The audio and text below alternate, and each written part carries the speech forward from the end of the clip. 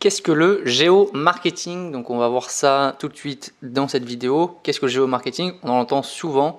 En fait, le géomarketing, il y a deux termes à l'intérieur. Il y a géo et marketing. Donc le but du géomarketing, c'est de mettre des informations commerciales, souvent sur sa clientèle, sur une zone géographique qui est souvent la zone de chalandise.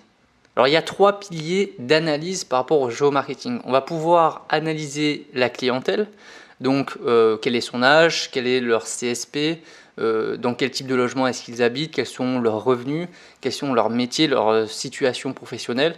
Donc ça c'est la partie analyse de clientèle. Vous pouvez aussi avec du géomarketing analyser ce qu'on appelle le chiffre d'affaires potentiel, c'est-à-dire que vous allez avoir peut-être une base de données de vos clients, avec par ville un nombre de clients justement par ville, leur panier moyen ou leur montant de commande, et vous allez pouvoir déterminer le chiffre d'affaires potentiel. Et sur une carte, vous allez pouvoir placer ce chiffre d'affaires potentiel en disant dans cette zone géographique c'est 20% de mon chiffre, dans l'autre zone c'est 30%, dans l'autre c'est 5%, etc. Et donc sur une carte, vous allez pouvoir visualiser tout ça.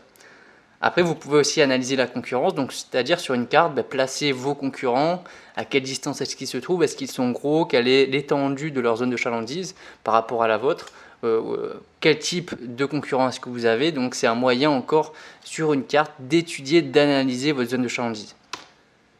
Il y a deux enjeux au géomarketing. Le premier enjeu, c'est déjà d'adapter son offre, c'est-à-dire que grâce au géomarketing, vous allez pouvoir étudier votre zone de chalandise, voir ce que les clients recherchent et ce qu'ils achètent, et donc adapter votre offre en fonction. Également, deuxième enjeu du géomarketing, c'est de réussir ces opérations de communication. Donc c'est cibler ces communications. Vous savez très bien qu'il y a des entreprises qui vont distribuer des brochures, des flyers, des catalogues promotionnels, et c'est inutile justement de balancer l'argent par les fenêtres et donc de distribuer de partout. Il y a des zones où vous allez avoir une clientèle fidèle, donc là dans ce cas-là vous allez pouvoir mettre un très bon budget de communication là-dessus. Par contre il y a des zones où quoi qu'il arrive vous n'arriverez pas à les atteindre et donc inutile d'aller dépenser de l'argent dans la communication. Le but c'est vraiment de cibler les zones où vous allez pouvoir avoir un impact fort grâce à votre communication.